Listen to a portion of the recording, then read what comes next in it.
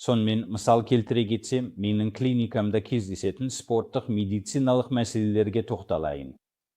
Мысалы, бір науқас теннис шынтағы мәселесімен келеді. Әдетте олар теннис ойнағанда шынтақтың сыртқы жағында ауырсыну сезінеді. Бұл міндетті түрде тек теннис ойнағанда ғана болмайды. Бұл мәселені басқа спорт түрлері де тудыруы мүмкін. Сондықтан мен науқасқа қарағанда олардың жаттығу бағдарламасын, теннис ойнауды қашан бастағанын және қай соққылар ауырсыну тудыратынын егжей-тегжейлі сұраймын. Сондай-ақ ракеткаларын соңғы рет қашан тартқызғанын және оның салмағы қанша екенін де анықтаймын.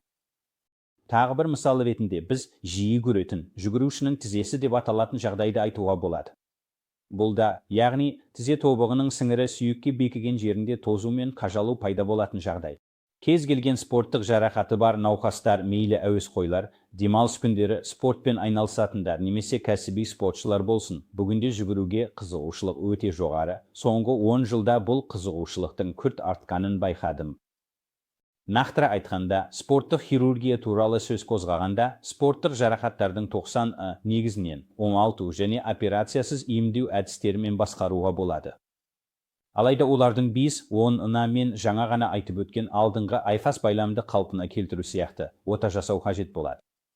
Соңғы 2-3-10 жылдықта артроскопиялық хирургияда болған жетістіктердің арқасында біз қазір маңызды операцияларды кішкентай тіректер арқылы жасай аламыз.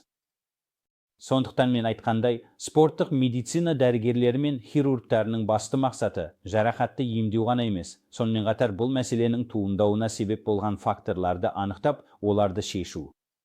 Емделгеннен кейін біз науқастарды ерте және жеделдетілген оңалтуға жібереміз. Осылайша олар спортқа мүмкіндігінше тез оралады. Егер бұл сіздің кәсібіңіз болса, бұл әсіресе маңызды. Рахмет.